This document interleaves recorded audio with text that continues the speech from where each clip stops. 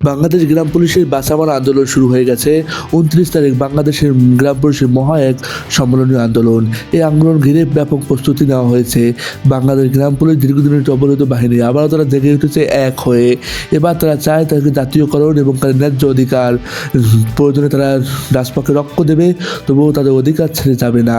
এবার বাংলাদেশের গ্রাম পুলিশের ওকে যাচ্ছে এক মহাসূচকীয় আন্দোলন। এই আন্দোলনের প্রয়োজনে তারা জীবন দেবে, তবু রাজপথ ছাড়বে না দাবি আদায় না হওয়া পর্যন্ত। এখন আপনার প্রয়োজন আন্দোলনে অংশগ্রহণ করা। প্রতিটি গ্রাম পুলিশের এখন একই দাবি, একই উচিত আন্দোলনে অংশগ্রহণ করা। অনেক গ্রাম পুলিশ ইতিমধ্যে ঢাকায় পৌঁছে গেছে, অনেকে বা যাচ্ছে, অনেকে বা কালকে রওনা হবে। বাংলাদেশ গ্রাম পুলিশের আন্দোলন হবে এক কঠিনময় এবং এক তীক্ষ্ণ এবং এক বৈষম্য বিরোধী আন্দোলন। এই আন্দোলনের মাধ্যমে বাংলাদেশ গ্রাম পুলিশের ভাগ্য পরিবর্তন হবে। বাংলাদেশ গ্রাম পুলিশ তাকে দীর্ঘদিনের 240 বছর দাসত্ব ভাঙবে এবারে আন্দোলনের মাধ্যমে। প্রয়োজনে রক্ত দেবে, তবু আন্দোলন ছেড়ে আসবে না গ্রাম পুলিশ কমান্ডার লাল মিয়া। এমন হুঁশিয়ারি দেন ফেসবুক লাইভে এসে বাংলাদেশ গ্রাম পুলিশ লাল মিয়া। তিনি বলেন, প্রয়োজনে জীবন দেবো, তবু আন্দোলন ছেড়ে আসবে না, কারণ আন্দোলনের মাধ্যমেই আমাদের ভাগ্য পরিবর্তন হওয়া সম্ভব। আর তার এই কথাকে বিশ্লেষকরা মনে করছে তারা যদি এই পথ অবলম্বন করতে পারে, তো অবশ্যই বাংলাদেশ গ্রাম পুলিশের সোনালি দিন ফিরবে।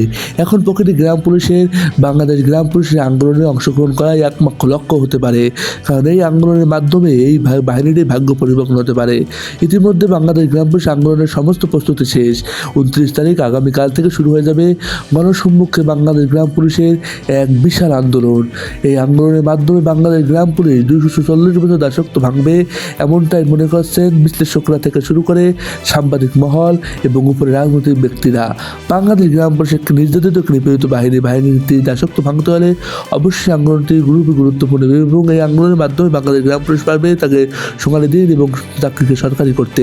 তো বন্ধুরা, বাংলাদেশের গ্রাম পুলিশ সকল ধরনের খবর এবং আন্দোলনের খবর পেতে আমাকে সাবস্ক্রাইব করে দাও, পেজটাকে বেশি ফলো করে দাও, কারণ গ্রাম পুলিশ সর্বশেষ আন্দোলন এবং সব খবর পেতে পাবে আমাদের চ্যানেল ও পেজে, তাই অবশ্যই সাবস্ক্রাইব করো।